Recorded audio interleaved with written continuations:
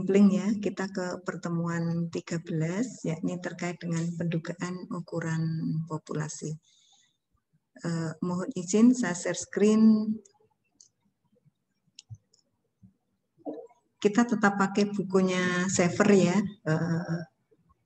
Nanti kalau misalnya ada yang kurang jelas atau apa, bisa, atau rumusnya tidak lengkap, bisa dibuka sendiri di ini ya. Ini alhamdulillah saya di kampus. Nah, kampus sepi sekali. Nah, hanya ada beberapa bapak ibu dosen dan teknik yang sedang di kampus, dan saya pinjam ruang, sama sekali ruangnya bersih dan kering ya, karena jarang dipakai. Semoga semester depan kita bisa bertemu mas-mas dan mbak-mbak di kelas beneran ya. Amin ya Allah. Untuk memulai kegiatan pada pagi ini, kita mulai dengan baca doa terlebih dahulu. Berdoa dipersilahkan.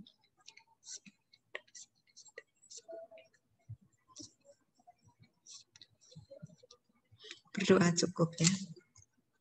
Mas-mas, mbak-mbak semua, dengan tidak mengurangi rasa hormat karena puasa gitu ya, semoga kita tetap semangat untuk belajar. Dan ini sudah ke pertemuan 13, kita tinggal sedikit lagi materi sudah akan selesai. Nah, setelah itu nanti kita akan bahas mengenai menduga regresi, terus insya Allah sudah selesai materinya.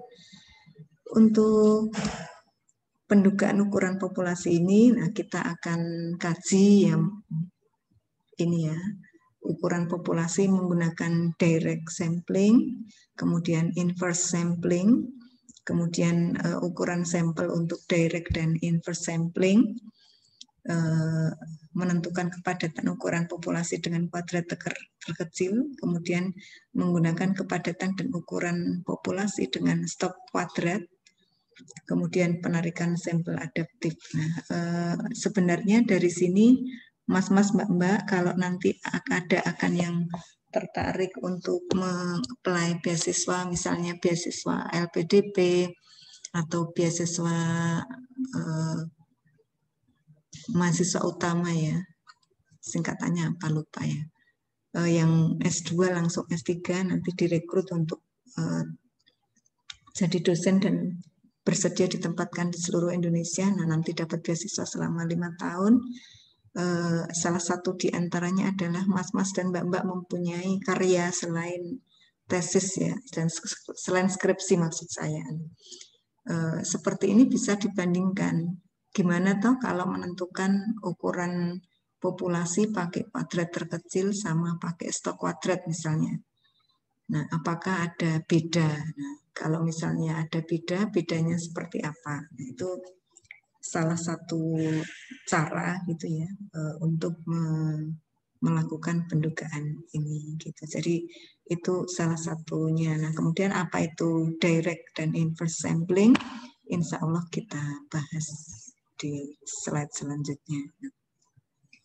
Untuk mengingatkan kembali, kita kan kemarin sudah sama-sama belajar bagaimana menduga rata-rata, kemudian menduga proporsi, menduga total, kemudian kalau ukuran populasi diketahui, atau nah kalau misalnya itu, kalau kita nemu misalnya pada suatu survei kita nemu ukuran populasi yang sangat besar, siswa di Indonesia gitu kan sangat besar. Nah, ketika ukuran populasi tidak diketahui gitu ya, kadang-kadang padahal itu penting, apalagi ketika ujian skripsi atau ujian tesis nanti ditanya, nah berapa persen tuh dari populasi gitu. Nah, untuk terkait dengan itu, nah kalau misalnya apalagi nanti riset-riset yang terkait dengan pemeliharaan satwa liar, kemudian evolusi, pertumbuhan, nah itu kan tanaman-tanaman, misalnya tanaman jati yang ada di Pulau Jawa gitu kan kita nggak tahu jumlahnya. Ya, Mas Esnu kan di Wonosari ya, di Gunung Kidul banyak tanaman jati. Nah, kira-kira tanaman jati yang ada di Gunung Kidul bisa menduga nggak jumlahnya berapa? Nggak bisa. Belum ya. Nah, seperti itu salah satu kasus. Nah, karena tentu saja salah satu keunggulan Gunung Kidul itu kan tanaman jati. Nah, kalau salah satu keunggulan di Bantul sama di Sleman itu kan tanaman padi misalnya, seperti itu kan kita tidak bisa menduga atau sulit ya menduga, mengetahui dengan tepat jumlahnya berapa. Kemudian padahal ketika kita mau menentukan total panenan gitu ya, yang dihasilkan satu kabupaten berapa, sehingga kalau total panenan kabupaten berapa itu beras yang dihasilkan selama panenan ini berapa beras, nanti dampaknya ke kebijakan kita mau membeli beras dari wilayah lain atau mengimpor atau apa, itu semacam itu ada kebijakan. Demikian pula nanti menduga juga kadang-kadang di pemerintah dan di masyarakat itu sering beda pendapat.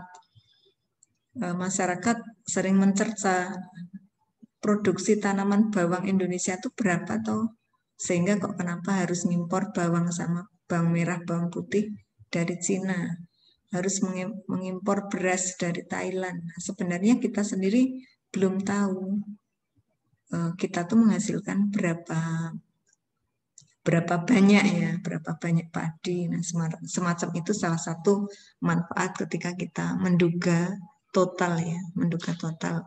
Atau nanti juga mau ke rata-rata, insya Allah tinggal membagi, nah, gitu ya. Jadi di situ kadang-kadang kita penting memperkirakan jumlah hak panen, jumlah orang yang datang gitu ya. Masuk misalnya di kerumunan sekarang itu nanti diperkirakan orang yang datang sekian, sehingga bisa diestimasi ya kebutuhan dan lain-lain kaitannya dengan kebijakan.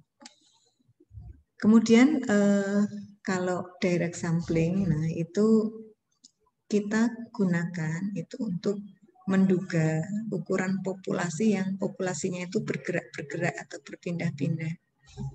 Ya, contohnya kadang-kadang orang kan ya mahasiswa ya pindah ke sini, pindah ke sana. Tahun ini mungkin kelas 3 SMA, tahun depan mungkin sudah semester 1. Atau ada yang gap year menunggu pendaftaran berikutnya. Nah, seperti itu kan populasinya bergerak atau berpindah. Nah, kemudian ketika pada direct sampling, nah, sampling yang digunakan langsung, yang diambil secara langsung ini, itu diambil ukurannya T, kemudian T tadi ditandai. Kemarin yang diambil siswa kelas 3 SMA itu ukurannya T, yang diambil si A, si B, si C, dan seterusnya, ditandai. Kemudian dikembalikan lagi ya. Kalau misalnya itu orang kan dikembalikan lagi, tetapi kalau hewan kan mohon maaf ya, dilepaskan kembali. Ini istilah terjemahkan dari buku ya, mohon maaf agak sedikit ini kurang tepat ya. Kalau misalnya kita misalnya diminta mensurvei populasi gajah di Lampung, kan berpindah-pindah gajahnya. Kemudian kita juga diminta, kalau sekarang itu yang sedang digalakkan itu tupai ya. Tupai itu tidak boleh diburu, tetapi banyak tupai yang ada di masyarakat yang dianggap mengganggu. Sebenarnya berapa tahu populasi tupai yang ada di hutan Mangunan misalnya. Nah, itu kan berpindah-pindah juga. Nah, setelah kita ambil T nanti dilepaskan kembali. Nah, itu contoh ketika menggunakan kata dilepaskan yang pas gitu. Kemudian nanti waktu yang lain diambil sampel acak ukuran N. Kemudian dicatat, nah, berapa sampel yang bertanda tadi. Seperti juga ada yang suka nonton National Geographic, mas-mas, mbak-mbak. Saya tidak, Bu. Oh ya, Mas Isnu tidak. Teman-teman yang lain ada yang langganan IndiHome atau apa nonton di YouTube terkait dengan misalnya populasi paus yang kemudian nanti ditembak gitu ya, ditembak, dibius, kemudian diberi tanda, kemudian dilepaskan kembali. Ada dari YouTube banyak atau riset-riset ya. Nah, nanti yang bertanda itu nanti dicatat ya. Jadi dilepaskan ke alam liar, kemudian nanti diambil lagi, kemudian yang ditandai tadi dihitung. Jadi misalkan S merupakan individu yang ditandai atau individu yang teramati atau yang terkenali pada sampel kedua.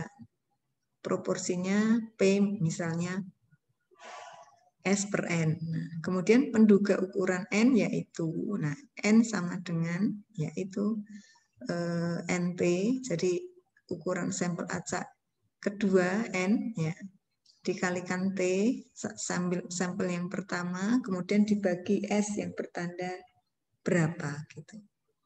Kemudian menduga variansnya, varians untuk N, ini Vn ya, itu T kuadrat N dikalikan N dikurangi S dibagi S pangkat 3 gitu. Ini contohnya ya. Pengelola Taman Nasional ingin menduga populasi rusa yang tersisa. Sampel acak ada 300 rusa ditangkap. Kemudian ditandai dan dilepaskan kembali. Nah, kemudian sampel kedua 200 diambil pada 2 minggu berikutnya, N 200. Ternyata terdapat 62 rusa yang memiliki tanda pada sampel kedua. Nah, kita diminta memperkirakan populasi dan batas kesalahan estimasinya. Ya. Dari sini ya, ini saya pribadi ya. Saya pribadi itu salut dengan penemu rumusnya ya. Jadi kok punya ide, sampel ditandai, dilepas, kemudian ditangkap lagi, kemudian proporsinya berapa, menduganya berapa. Nah, di situ digunakan untuk memperkirakan ukuran populasi. Nah, ini yang saya salut sama ini ya, ilmu statistik. Masya Allah ya, luar biasa. Jadi seperti itu salah satu cara untuk menduga ukuran populasi ketika ukuran populasi sebenarnya N besarnya tidak diketahui. Kemudian contoh penyelesaiannya ya menggunakan rumus yang ini ya. Nah, kita hitung dulu N, itu sama dengan N dikalikan T per S. Nah, tadi N-nya kan diambil yang kedua 200. Nah, diambil pertama 300, kemudian yang tertangkap ya. Ketika diambil pas pengambilan kedua 62. Nah, sehingga kira-kira 1000 kurang sedikit ukuran populasi rusanya. Nah, batas kesalahannya sekian. Itu ketahuan sehingga nanti jumlah populasi rusa nah sekitar 700 sampai 1200-an, 1200 kurang. Nah, ini salah satu cara untuk menentukan ukuran sampel.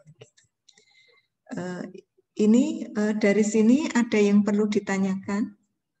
Ya, prinsipnya kita mengambil, kemudian dilepas kembali atau dikembalikan ke populasi, kemudian mengambil lagi. Nah, dari mengambil lama, mengambil yang baru itu yang dulu teridentifikasi pada pengambilan pertama itu berapa, itu S. Nah, digunakan untuk menduga N sama dengan NT dibagi S, kemudian kita bisa memperkirakan batas kesalahan estimasinya. Cukup jelas prosedurnya dan cara menghitungnya.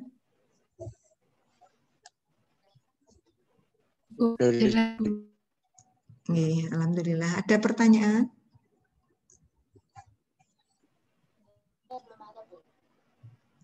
Sudah ada pertanyaan? Atau ada yang perlu ditanyakan sampai sini menduga populasi menggunakan direct sampling? Belum, Bu. Alhamdulillah. Oke, kita lanjut. Nah, ini ada metode Kapman ya untuk direct sampling. Tadi ada sama ya, ada T, ada N, ada S. Nah, kemudian di sini N-nya, N besarnya itu T plus 1 dikalikan N plus 1 dibagi S plus 1, tetapi ada pengurangnya, negatif 1. Nah, kemudian nanti penduga variansnya seperti itu. Nah, kenapa kok ada ditambah 1 dikurangi 1? Nah, ini salah satu cara Kapman itu untuk memperkirakan. Nah, karena masih perkiraan, kan tidak sama persis itu kalau metode Kapman. Kemudian T dikurangi S, ada N dikurangi S untuk penduga variansnya. Jadi kan awal diambil T, kemudian pada pengambilan kedua itu dari T itu teridentifikasi sebanyak S. Jadi di sini T dikurangi S itu selalu harapannya S itu lebih kecil dibanding T, harapannya ya. Nah, jadi kalau misalnya kebetulan T sama dengan S, ya itu kan tidak mungkin nanti penduga variansnya jadi 0. Itu peluangnya kecil sekali. Gitu. Ini metode Kapman. Dari contoh tadi, kita dengan menggunakan Kapman, itu memperoleh ukuran populasi 960, kemudian perkiraan variansnya itu 782 sehingga batas estimasinya 176.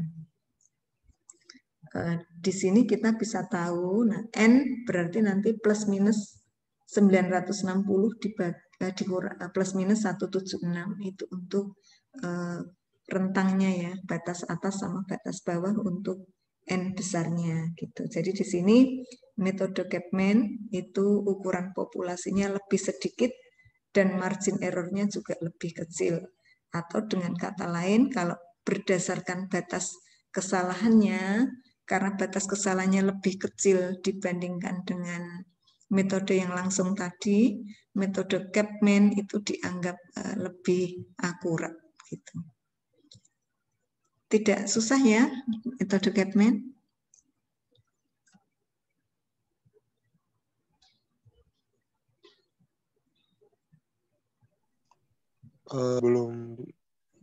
Belum ada pertanyaan Bu kalau dari saya. Masih cukup jelas. Sudah cukup jelas. Teman-teman yang lain ada pertanyaan? Belum ada, Bu. Belum ada juga, Bu. Alhamdulillah, terima kasih. Kemudian menggunakan inverse sampling. Nah, kalau tadi kan direct sampling. Sekarang coba kita pakai inverse sampling. Sama-sama digunakan untuk menduga ukuran populasi yang berpindah atau bergerak. Pada inverse sampling ini, nah populasi itu diambil T ya awalnya. Nah, kemudian ditandai, dilepas lagi sama prosesnya. Kemudian ketika pengambilan sampel yang kedua, nah ada tanda S dihitung juga. Kemudian, nah di sini ketika N ya diambil lagi sejumlah N untuk yang pengambilan kedua. Nah, ukuran populasinya masih sama. N sama dengan NT dibagi S dan variansnya ini T kuadrat N dikurangi S dibagi S kuadrat S plus 1. Ya.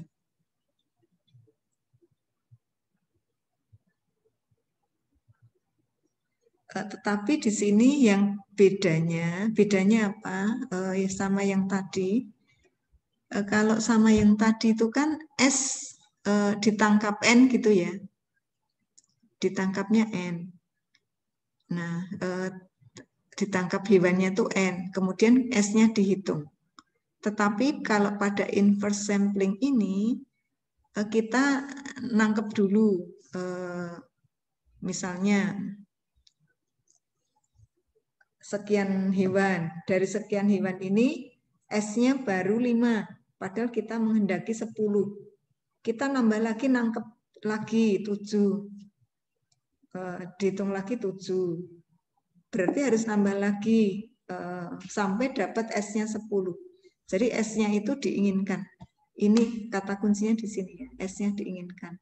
Nah, ketika tadi kita sudah tentukan S itu 10, nah ternyata S10 itu diperoleh ketika N besar, N kecilnya segini, nah jadi N-nya itu tidak tetap. Jadi kalau tadi ditentukan N kecil dulu, baru dihitung S-nya, sekarang kalau metode inverse sampling itu S-nya ditangkap dulu, dari S ditangkap itu kan menyertakan sekian N kecil.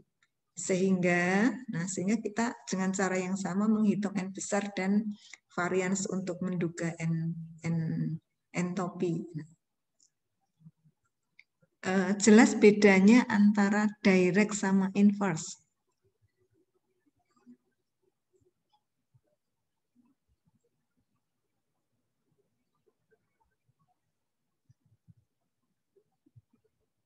Sudah jelas bedanya? Sudah tahu bedanya? Jelas Bu dari saya. Oke, ada teman-teman yang lain yang belum bisa membedakan direct sama inverse?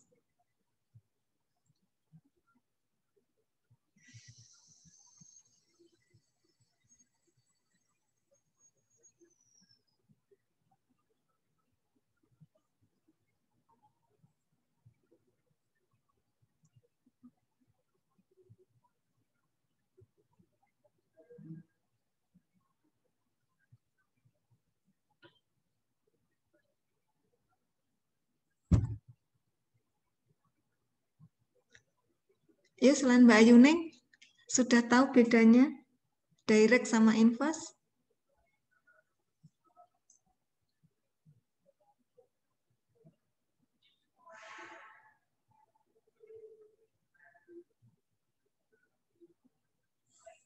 Ya, coba Mbak Eka Suryani. Halo Mbak Eka Suryani. Iya Bu. Sekarang saya kasih konteks. Nah, jenengan jelaskan cara direct sampling sama inverse sampling. Misalnya Mbak Eka Suryani tinggal di mana Mbak Eka? Bantul Bu, di Kretek. Oh, di Kretek. Nah, di Kretek banyak yang punya ayam kampung ya? Ya lumayan Bu. Alhamdulillah. Nah, di sana Lumayan. bagus ya, ada jago, ada yang dikasih warna itu yang Mbak, tas kecil-kecil ya? Ya di pasar biasanya Bu itu. Dikasih warna, kemudian dibeli di rumah, nah kemudian nanti dibesarkan. Kalau sudah mau Lebaran gini kan banyak disembelih untuk bikin opor ya, kalau pas mau Lebaran ya. Ya, iya Bu. Alhamdulillah. Nah, Mbak Eka Suryani coba dijelaskan bedanya gitu ya. Ada seorang peneliti mau memperkirakan jumlah ayam ya dimiliki penduduk di Bantul itu seberapa banyak, di Kretek Bantul itu seberapa banyak ya. Kalau pakai direct sampling seperti apa prosedurnya, kalau pakai inverse sampling seperti apa prosedurnya, coba Mbak Eka. Ya, izin jawab Bu. Misalnya gini, dari sampel dari populasi ayam di Bantul itu misalnya kita ambil sampel pertama sekitar 450. Nah, kemudian ayam-ayam tersebut kita beri tanda, setelah itu kita lepaskan kembali. Nah, kemudian setelah beberapa waktu kita ambil untuk yang direct sampling, ambil misalkan 210 sampel. Nah, kita kemudian catat atau lakukan perhitungan dari berapa sih sampel yang sudah diberi tanda tersebut. Nah, itu kalau misalkan direct sampling. Nah, sedangkan untuk inverse sampling, kita misalkan juga pertama melakukan sampling terhadap kita tandai 450 ayam. Nah, kemudian kita ambil ayam pada setelah penyamplingan itu, kita ambil sampel yang kedua. Misalkan kita ditandai itu sekitar 150. Nah, misal 100 saja, Bu. 100. Nah, kita ambil ayam-ayam itu sampai kita mendapatkan sebanyak 100 ayam yang sudah ditandai. Seperti itu, Bu. Alhamdulillah. Nah, sudah jelas ya. Teman-teman yang lain bisa kalau misalnya ngasih contoh ya. Oke, alhamdulillah Mbak Eka sudah bisa menjelaskan dengan baik bedanya antara direct sama inverse ya. Insya Allah tidak masalah ya. Insya Allah. Alhamdulillah ya. Kemudian kita lanjut ya. Ini contoh 10.2. Total burung spesies tertentu yang menghuni cagar alam ya. T 150, nah ditangkap ya. Kalau burung kan menangkapnya dengan dijebak ya, diberi tanda, kemudian dilepaskan lagi. Kemudian akhir bulan ditangkap 35 burung dengan tanda S, karena kita pengen S-nya itu 35 gitu.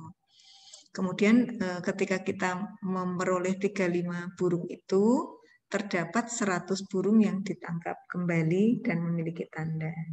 Kemudian kita diminta memperkirakan N dan batas kesalahan estimasinya. Ini kalau pakai ini rumus langsung.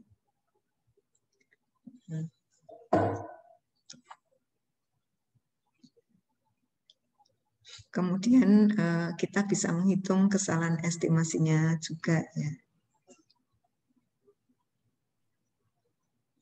Kemudian kalau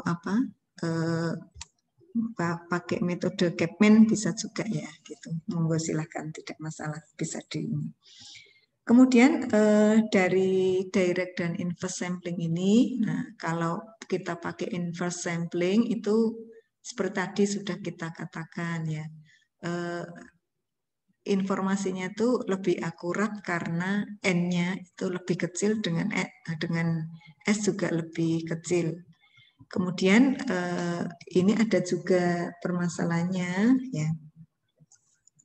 Ketika tidak diketahui ukuran N, nah penentuan sampel pertama T itu kurang cermat, nah sehingga menyebabkan N itu cukup besar ketika kita menggunakan inverse sampling gitu. Jadi sebagai contoh ketika N 10.000 kemudian diambil T-nya itu 50 individu, maka S yang tepat itu 10 gitu ya, yang diberi tanda gitu. Itu kita juga bisa menggunakan proporsi ya. Proporsi misalnya proporsi pengambilan sampel pertama T itu dibagi N. Kemudian P2 itu pada pengambilan kedua itu N per N besar. Itu pengambilan pertama T, pengambilan kedua N. Nah, maka perhitungan ini V atau kesalahannya atau variansnya dibagi N itu sekitar ya 1 dikurangi P dibagi P1 P2. Nah, dan perhitungan ukuran sampel untuk inverse sampling ini mirip dengan direct sampling gitu. Jadi sebenarnya ada beberapa kasus mirip-mirip gitu ya ketika nanti kita menggunakan inverse maupun direct sampling. Nah, kemudian contoh ketiga, populasi rusa tahun ini diperkirakan kira-kira sama dengan tahun sebelumnya, kira-kira 1000-an ekor. Kemudian tentukan proporsi sampling P1 dan P2 ketika estimasinya 200, nah ketika estimasi kesalahannya 200 dan total ukurannya itu terkecil. Jadi berapa yang harus kita kita ambil untuk P1 untuk T dan untuk N gitu ya. Kalau ini B-nya itu kan diketahui 200. Kalau B-nya diketahui 200, maka P-nya itu 10.000. Kemudian peneliti menandai 315 rusa, maka nanti proporsi satunya 31%. Kemudian nanti dengan menghitung VN dibagi N itu mendekati 1 dikurangi P1, kemudian dibagi P1 per P2, maka diketahui nanti P2-nya 21,7% gitu. Jadi ini contoh ketika kita sudah memperkirakan banyaknya rusa, kemudian kita mau ya menghasilkan batas kesalahan estimasi 200. Nah, kemudian total ukuran sampelnya kecil itu P1 dan P2-nya itu berapa gitu. Kemudian untuk ini, untuk menentukan kepadatannya. Tadi untuk kepadatan dan ukuran populasi dengan kuadrat sampel. Jadi kadang-kadang kita tuh memperkirakan elemen persatuan luas. Contohnya misal 100 meter persegi itu ada ayamnya berapa? Itu kan kepadatan elemen ya, kepadatan ayam. Setiap 1 kilometer persegi ada banyaknya, berapa banyak orang atau berapa banyak penduduk. Nah itu kan indeks kepadatan penduduk internasional seperti itu ya. Jadi 1 kilometer berapa orang? Kalau di kita mungkin agak tinggi ya. Di India lebih lagi, di Amerika Serikat tinggi banget. Nah, yang masih jarang itu malah sekarang di Eropa ya. Jadi kalau di Eropa itu bisa 1 kilometer persegi untuk negara-negara tertentu ya. 1 kilometer persegi itu hanya 2 orang penduduknya ya rata-rata ya. Jadi banyak desa-desa tuh kosong, kemudian orang pindah ke kota. Nah, termasuk di Jepang juga ya, semacam itu. Nah itu kepadatannya per kilometer persegi. 1 kilometer persegi ada berapa orang penduduk? Ya. Oh ya, nah nanti kalau mas-mas dan mbak-mbak tertarik ya, Jepang sama Eropa tuh menerima emigran ya, jadi mau menjadi penduduk sana, insya Allah mudah gitu ya. Apalagi ini ada isu ya, yang pinter-pinter, kemudian yang tinggi-tinggi, nah itu juga dipermudah untuk memperoleh kewarganegaraan di situ ya. Jadi banyak mahasiswa Indonesia yang kalau ke Jepang tidak mau pulang karena di sana kesempatan belajar dan kesempatan memperoleh rezeki itu cukup banyak gitu ya. Ya, siapa tahu mas-mas dan mbak-mbak pengen hijrah, pengen pindah. Banyak sekarang negara-negara yang kekurangan penduduk atau ukuran penduduknya perkembangan penduduknya negatif sehingga menerima migrasi dari beberapa negara. Kemudian ini contoh ya, ini kaitannya dengan kepadatan, masalah alat bubut ya. Alat bubut menghasilkan rata-rata 2 cacat per halaman persegi material gitu. Jadi ketika kita membubut, misalnya ya 1 halaman material itu ada 2 cacatnya. Kemudian ketika berisi 40 halaman persegi, nah kira-kira mengandung 80 cacat. Nah itu terkait dengan kepadatan. Ternyata statistik sampai seperti itu ya, sampai memperkirakan cacat-cacat segala ya gitu.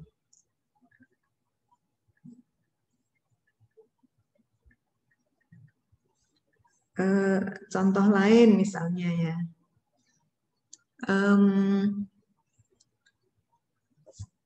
parkir ya, masalah parkir. Mas-mas, mbak-mbak sudah sempat kuliah di kampus belum ya?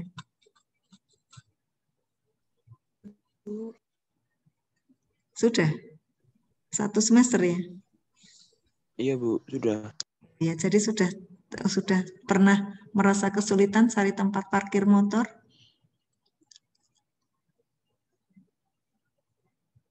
Sudah pernah, Bu. Bagaimana, Bu? Ya, alhamdulillah. Ini saya karena S1 dari UNY, S2 dan S3 dari UNY, ini bisa membandingkan yang waktu dulu saya S1 tuh tahun 90-an. Nah, mungkin Mas-Mas belum lahir ya, Mbak-Mbak, Mas-Mas belum lahir. Saya masuk S1 di UNY, di IKIP, namanya IKIP dulu, IKIP Yogya, itu tahun 91. Satu kelas itu yang punya motor itu 2 orang. Satu kelas kami 40 orang ya. Karena ada yang tahun berikutnya diterima di STAN, ada yang tahun berikutnya lagi diterima di kedokteran umum UGM atau UNS. Nah, dari 40 orang yang diterima itu tinggal 36, kemudian terakhir lulus itu tinggal 32. Jadi dari 40 yang keluar 8 ya, yang karena diterima di tempat lain. Dari ketika dulu waktu cari parkir motor itu lega banget ya. Jadi parkirnya itu luas banget, yang punya motor jarang. Jadi kami itu waktu dulu tidak pernah punya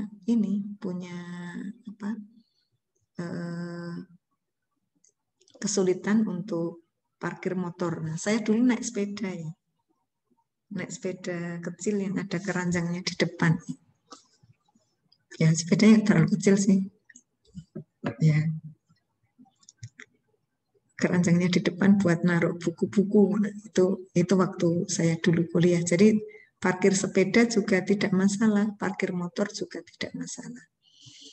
Kemudian tahun 2002 ya. Saya jadi dosen 2000, nah tahun 2002 biar cepat naik motor sendiri, itu sudah mulai susah cari tempat parkir. 2011 ya, 2011, 2010 lebih susah lagi cari tempat parkir. Jadi ya kita mencari alternatif biar parkirnya nggak susah. Kadang parkirnya di tempat lain atau misalnya di KWU misalnya. Kalau sudah kemarin-kemarin yang 2011 KWU-nya sudah ada gitu. Nah, sebenarnya dari situ kita bisa menghitung gitu ya kepadatan parkir gitu ya. Zaman dulu sama zaman sekarang dibandingkan, pembandingnya adalah luas wilayah UNY gitu. Kalau sekarang parkirnya sudah ada yang tingkat ya di Selatan MIPA itu, nah, itu nanti semakin meningkatkan kepadatan parkir per luas persegi ya, luas persegi UNY. Ini juga kalau misalnya kepadatan parkir ini bisa digunakan untuk memperkirakan total motor yang ada di UNY berapa. Bisa juga memperkirakan total mobil yang ada di UNY, yang diparkir di UNY berapa. Kalau misalkan ini terkait dengan bakteri gitu ya, itu juga bisa digunakan untuk menentukan total bakteri dalam volume cairan tetap. Misalnya,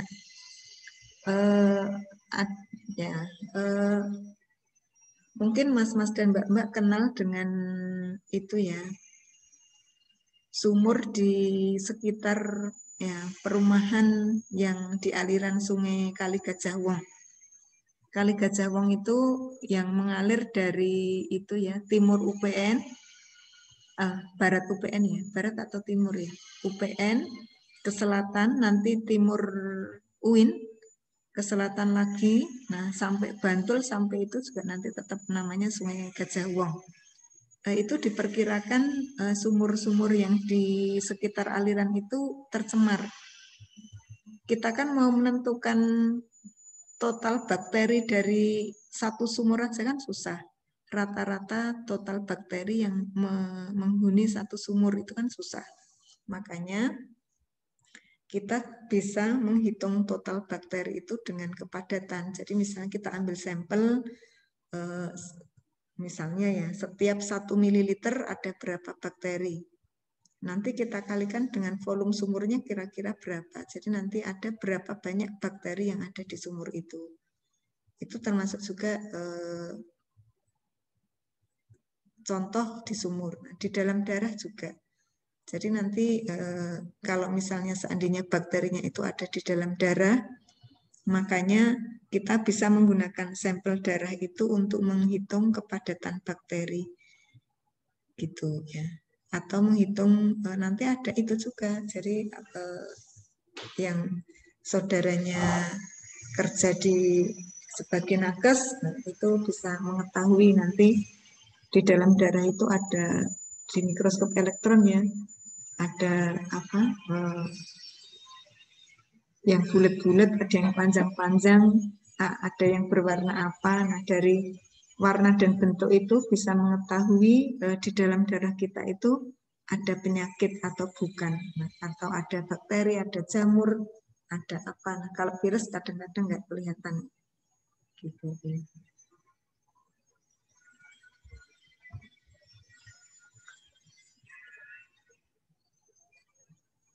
Itu kaitannya dengan kepadatannya, gitu. Nah, ini contoh lain ya. Jadi misalnya ada wilayahnya ya, wilayah atau area populasinya itu dibagi menjadi N ya, ukuran, nah, kemudian luas kuadran, nah, disebut kuadran. Satu kotaknya itu satu kuadran, kemudian dari setiap kuadran itu terdiri dari M1 elemen. Nah, kemudian kalau misalnya ada sebanyak N besar, nah nanti kalau areanya itu sama dengan NA, itu ya, areanya A, sehingga luas area itu NA. Sehingga nanti kalau misalnya terkait dengan kepadatan tadi, nah misalnya M banyaknya elemen dalam populasi. Nanti elemen itu bisa bakteri, bisa orang gitu ya.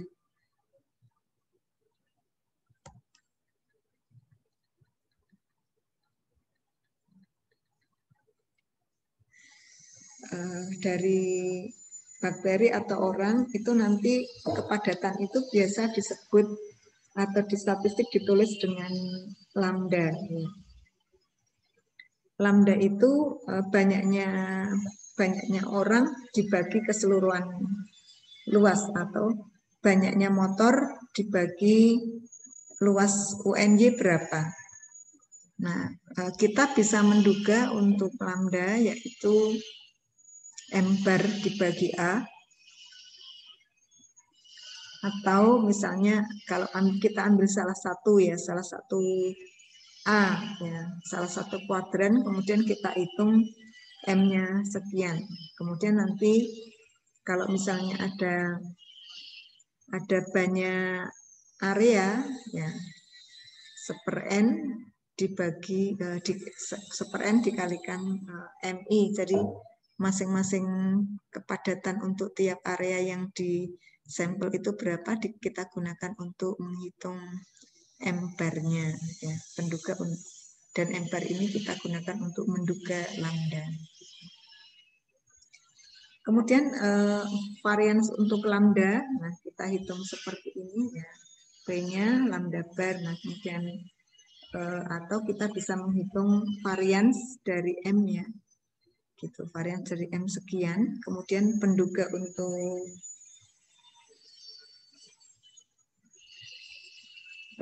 M total yakni N bar sama dengan lambda dikalikan A, gitu ya. Dan penduga varians untuk M, ya M masih di sini ya, M sama dengan banyaknya elemen dalam populasi M besar. Nah, kalau M kecil banyaknya elemen dari sekian ukuran sampel. Gitu ya.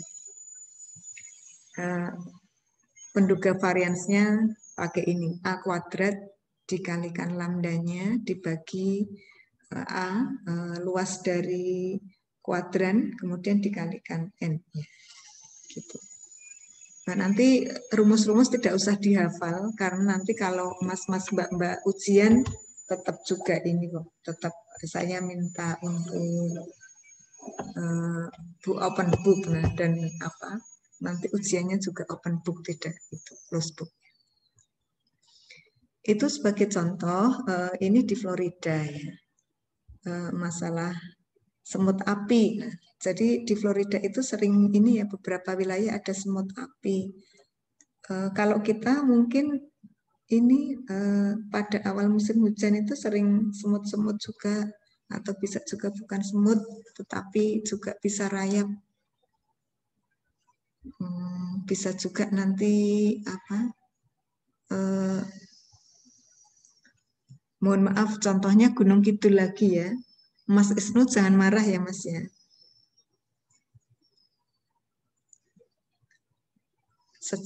Gimana Bu?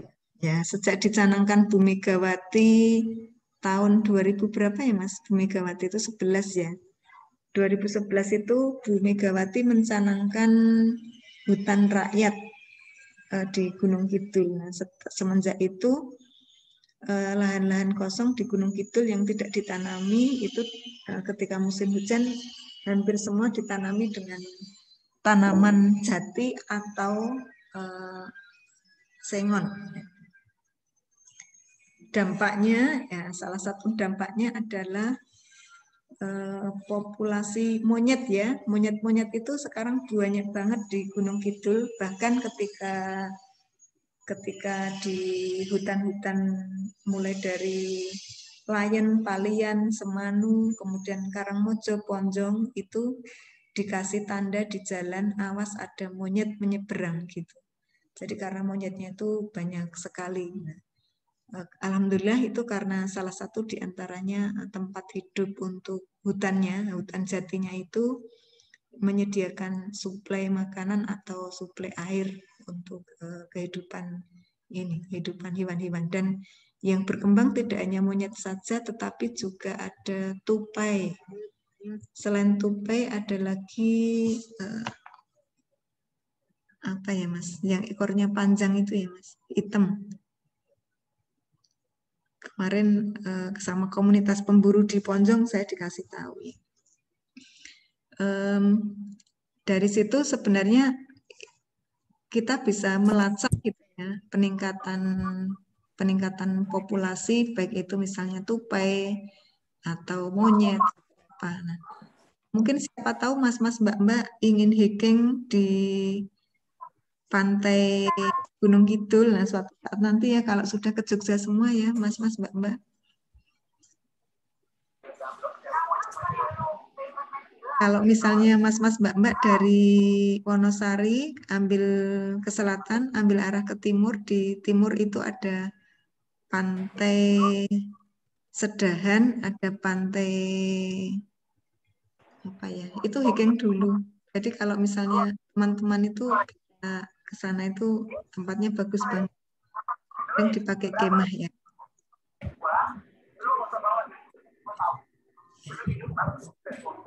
Mbak Purwaningsih suaranya bocor Mbak. Ininya mohon mute ya.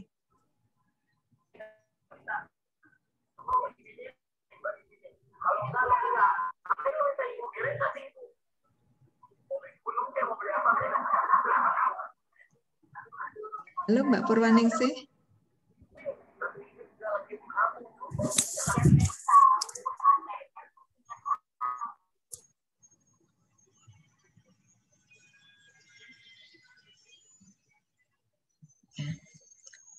Jadi dari situ kita bisa melacak ya peningkatan populasi. Nah ternyata seperti itu juga menjadi ini ya lahannya teman-teman yang statistisi. Nah gitu. Kita kadang-kadang tidak memperkirakan. Ini sebagai contoh ya, ada semut api di Florida, ada yang tidak ada sarangnya tetapi ketemu semutnya itu sebanyak 13. Ketemu sarang 1, nah, ketemu sarang 2, ketemu sarang 3 dan seterusnya, ketemu sarang 5 sebanyak 2 kali ya, dan seterusnya. Jadi dari kepadatan sarang semut per satuan luas. Di sini kita bisa menduga kalau N-nya, nah di sini totalnya 50 ya, kemudian ada 50 area. kemudian kita jumlahkan. Di sini kita bisa menghitung kepadatannya. M-bar-nya sama dengan 5,75 dibagi areanya itu 50 ya. Karena 50 sampel kuadrat dengan luas masing-masing 16 meter persegi. Jadi setiap 16 meter persegi itu kita anggap sebagai sampelnya gitu. Banyaknya ini ada 50, N-nya ada 50.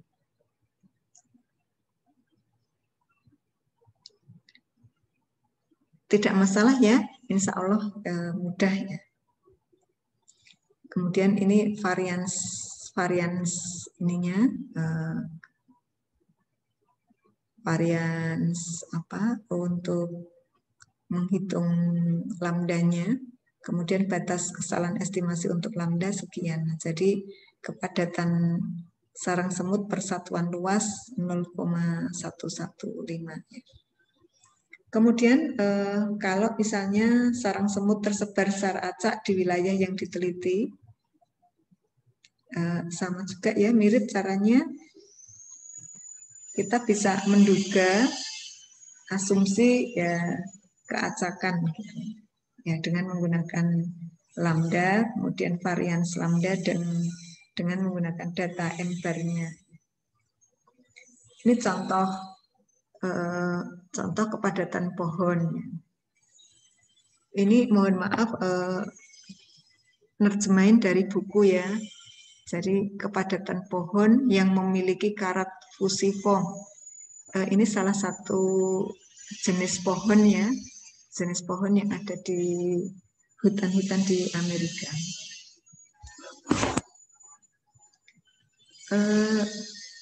Ketika N sama dengan 10 kuadran, luas masing-masing kuadrannya itu setengah hektar. Nah, kemudian 10 petanya, 10 petak sampel rata-ratanya 2,8 pohon yang terinfeksi karat fusiform. Jadi ada hutan pinus. Nah, jadi di pinus itu ada penyakit gitu ya.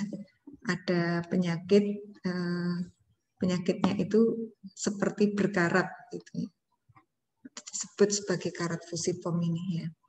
Saya juga nggak terlalu tahu, tetapi intinya penyakit pada perkebunan pinus ya. Kemudian pinusnya untuk apa gitu ya?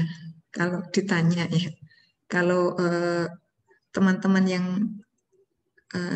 punya tetangga atau punya keluarga, anggota keluarga yang punya usaha kayu mungkin tahu ya. Jadi pinus itu nanti ya selain diantaranya kalau teman-teman di luar negeri kan digunakan untuk ke pohon Natal, nah, salah satunya hanya untuk tahun-tahun belakang disarankan atau direkomendasikan menggunakan pohon Natal dari plastik biar tidak merusak lingkungan dan plastiknya bisa dipakai tahun depannya lagi gitu. Kemudian salah satu manfaat lain kebun pinus adalah getahnya ya. Pinus ini kemudian dilukai kulit batangnya, kemudian nanti getahnya itu diwadahi, kemudian digunakan untuk beberapa fungsi, diantaranya untuk menghaluskan kayu ya, vernis dan lain-lain semacam itu ya. Jadi untuk bahan membuat vernis, bahan ya macam-macam ya, tapi intinya juga terkait dengan perkayuan. Nah, kemudian kita diminta menentukan kepadatan pohon pinus yang terinfeksi seperti karat tadinya. Ini kita hitung lambda dulu, kita tinggal memasukkan, kemudian dari lambda itu kita hitung batas estimasi, nah sehingga kita bisa menghitung kepadatan. Nah, setiap setengah hektar ada sekitar plus minus ya 5,6 plus minus 2,1 yang terinfeksi. Jadi batas bawahnya ada 4 ya, ada 4 yang terinfeksi, paling kecil, kemudian paling besar untuk batas atasnya sekitar 7 ya, 7 pohon. Kemudian untuk memperkirakan total pohon yang terinfeksi ketika luas kebunnya itu 200 hektar. M-nya sama dengan itu ya, lambda dikalikan A. Tadi ada 200 hektar kebunnya yang ada dari given ya, soal given. Nah, kemudian kepadatannya 5,6 sehingga total yang terinfeksi kira-kira 1.100 pohon. Lumayan banyak ya. Kemudian batas kesalahannya 420 ya. Dengan dihitung dengan 2A dikalikan akar lambda per akar N. Nah, kita tinggal memasukkannya. Untuk apa? Untuk statistik ini ya, sampling ini ya, yaitu dari sisi lebih tantangannya untuk soal-soal lebih ke banyaknya rumus. Jadi kita harus mengidentifikasi mana yang penting gitu ya. Jumlah pohon atau rumus mana yang penting untuk menghitung jumlah, menghitung proporsi, menghitung rata-rata gitu. Tantangannya itu bukan masalah sulitnya. Nah, karena kalau sulitnya saya kira tidak ada, tetapi lebih ke bagaimana menggunakan rumusnya aja, karena rumusnya itu banyak banget, tetapi intinya ada rata, ada proporsi, sama ada total gitu. Dan rumusnya intinya ya apa yang dicari, kemudian nanti ada Weber ya, atau ada varians untuk mengestimasi kesalahan, kemudian batas kesalahannya 2 akar V. Alhamdulillah dengan bukunya Siever ini relatif mudah ya dibandingkan dengan kalau pakai buku yang lain. Sehingga kita bisa tahu untuk kembalikan ke kasus lagi, pohon yang terinfeksi, batas atasnya sekian, batas bawahnya sekian. Gitu. Kemudian itu kalau pakai kuadrat ya. Sekarang kalau kita pakai metode yang lain yakni stok kuadrat. Jadi kalau tadi menghitung spesies kadang-kadang sulit, kemudian ada atau tidak spesiesnya itu ada atau tidak saja susah dilakukan ya itu. Kemudian ada atau tidaknya spesies yang diamati juga menjadi salah satu ini ya pertimbangan. Kemudian juga kita perlu menghasilkan itu ya perkiraan kepadatan dan ukuran populasi. Misalnya, nah ini misalnya Y merupakan banyaknya kuadran yang tidak berspesies, ada lambda. Kemudian kita diminta menduga varians lambda, ada menduga total sama menduga varians untuk totalnya itu. Kita tinggal memasukkan ke rumusnya. Kemudian untuk ini ya, contoh ya. Jadi ada 200 pinus tadi menduga yang terinfeksi karat, 20 kuadran, setengah hektar masing-masing kuadran. Kemudian kadang-kadang ketika tugas ini tuh lebih mudah daripada menghitung pohon, ketika kita diminta menduga pohon yang terinfeksi atau tidak terinfeksi berapa, daripada ngitung kan kita lebih enak menduga. Ngitung kan tadi ada 1000 sekian pohon, sementara kalau dengan kuadran kita hanya mengambil dari beberapa kuadran saja, kemudian nanti diminta menduga yang terinfeksi atau yang tidak gitu. Nah, kemudian kita bisa memperkirakan kepadatan dan jumlah pohon serta batas estimasinya. Kita tinggal memasukkan ya ke rumus yang tadi, lambdanya berapa, kemudian batas estimasinya berapa, kemudian pohon yang terinfeksi berapa.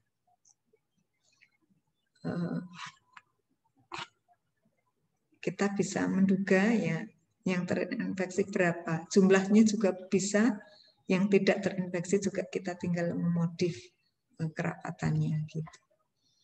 Kemudian itu kalau pakai ini, pakai stok kuadrat ya. Sekarang ke konsep yang penarikan sampel adaptif. Ini kita coba piknik ke Kanada. Nah, di Kanada itu kan banyak pohon maple ya. Pohon maple itu yang daunnya itu bagus ya.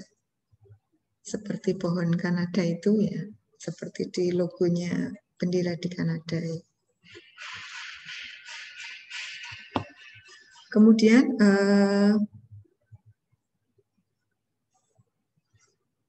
untuk memperkirakan jumlah pohon ini, nah kita bisa membuat grid ya, membuat peta di hutan gitu ya. Jadi ada peta atau pakai Google Map gitu ya sekarang. Nah kemudian dibuat grid, dibuat kotak-kotak. Nah kemudian kita tandai beberapa sampel acak dari grid itu. Kemudian kita menghitung jumlah pohon yang ada di sel sampel. Ya. Kemudian dari sampel itu, nah kita juga bisa, karena ini ya pohon maple-nya itu kadang-kadang tumbuhnya berkelompok ya. Jadi kita juga bisa menghitung sel itu tidak hanya yang berada di grid, tetapi juga di sampel-sampel di sekitarnya. Nah, semacam itu disebut sebagai sampel adaptif. Kalau sampel tanpa adaptif atau sampel fix itu dari peta kita menentukan, oh grid nomor ini yang kita ambil. Tetapi kalau sampel adaptif itu, oh kita ambil misalnya grid nomor 5. Ternyata grid nomor 5 itu di sebelahnya ada grid nomor 6 sama grid nomor 7 yang juga ada pohon maple-nya. Jadi itu kita ambil sekalian. Jadi dari misalkan ada 7 grid yang kita ambil dari awalnya, tetapi nanti bisa 2 kali lipat karena kita menghitung juga pohon-pohon dari grid-grid yang berada di sekitarnya, di sel-sel sekitarnya. Nah, itu contoh penarikan sampel adaptif. Ini contoh yang disajikan di buku. Ada sampel acak 5, kemudian N-nya 100. Nah, kemudian diberi tanda bintang untuk menandai 5 sampel acak yang terpilih pada gambar ya. Nanti gambarnya ada di slide ya. Kemudian pengambilan sampel ditambahkan ke sampel asli. Kemudian jika sel sampel memiliki setidaknya 1 pohon maple di dalamnya, maka 8 sel di sekitarnya, nah itu juga diselidiki. Nah, kemudian ditambahkan. Kemudian nanti proses berlanjut hingga sel dikelilingi itu yang tidak ada pohon maple-nya. Jadi pokoknya kalau ada pohon maple-nya, ditambah grid-nya. Gitu. Misalnya nomor 1. Ya, sampel aslinya nomor 1. Ya. Kemudian nomor 2 itu yang ada bintangnya. Nomor 1 itu kan sebelah-sebelahnya tidak ada pohon. Jadi ya memang asli sampel 1 itu. Kemudian nomor 2. Yang ada pohonnya itu hanya di kotak yang ada bintangnya. Atasnya nggak ada, sebelah kiri nggak ada, sebelah bawah nggak ada. Tetapi di sebelah kanan ada pohon. Sebelah bawahnya ada pohon lagi. Sebelah kanannya ada lagi, dan seterusnya. Ini juga nomor 3. Aslinya yang ada bintangnya ada pohonnya. Kiri kanan semua diselidiki. Nah, sampai ke sekitar-sekitarnya yang merembet yang ada pohonnya. Seperti itu penarikan sampel adaptif. Sehingga aslinya kita mau mengambil 5 grid, 5 daerah untuk dihitung pohonnya, tetapi di sini 1, 2, 3, 4, 5, 6, 7, 8, 9, 10, 11, 12, 13, sehingga pada ujung akhirnya kita ada 13 kotak yang dijadikan sampel. Nah, seperti itu. Kemudian untuk mengestimasi rata, kita hitung ya 1/N dikalikan YI per MI. Nah, YI itu jumlah total ya, total pohon. Nah, kemudian MI-nya itu bergerak gitu. Kemudian dari sini atau nanti mu itu 1/n kali rata-rata dari banyaknya pohon di tiap jaringan atau di tiap sel ya. Kemudian kita juga bisa menduga variansnya gitu ya. Nah, di sini sampel adaptif. Nah, misalnya untuk M1 ada 1, nah tidak ada pohonnya. Kemudian pada titik yang kedua itu ada 4, nah pohonnya total ada 12. Kemudian yang yang nomor 5 ya itu ada yang nomor berikutnya ada 5 kotak. Nah, dari 5 kotak itu ada 15 pohon dan seterusnya. Dari data ini kemudian kita bisa menghitung gitu ya, sigma YI per MI-nya 105 sehingga mu-nya 2,10. Nah, jadi di sini kepadatan pohon dari tiap kotak yakni 2,1 pohon ya. Standar errornya 0,66 gitu. Insya Allah tidak masalah ya, hanya lebih ke nanti tantangannya adalah memahami konteksnya gitu. Untuk latihannya monggo ini ada dua soal. Dari 2 soal ini monggo silahkan dikerjakan. Tidak usah dikumpulkan, tetapi silahkan untuk refleksi diri. Kira-kira sudah bisa belum untuk materi hari ini terkait untuk menduga rata-rata ya dan menduga proporsinya terkait dengan kelanjutan dari materi statistik yang harus dikuasai mas-mas dan mbak-mbak yang mudah-mudahan nanti mengantarkan mas-mas dan mbak-mbak untuk menjadi statistisi. Sampai sini ada yang perlu ditanyakan atau ada yang perlu didiskusikan?